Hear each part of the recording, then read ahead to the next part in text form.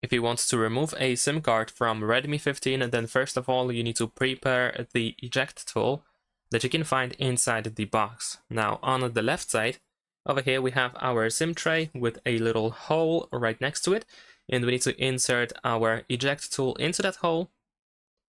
There we go, and then use a little bit of force in order to push it down, and the SIM tray should pop out.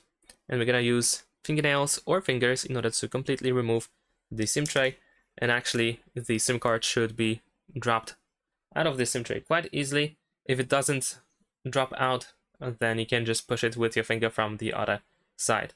And of course, after that, we need to insert the SIM tray back into the phone, and we need to look where is the front. So over here we can read that this is the front.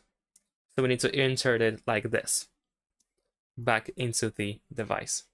Push it with your finger and make sure that it is fully in and it doesn't stick out. And that's it. Thanks for watching, leave a like and subscribe.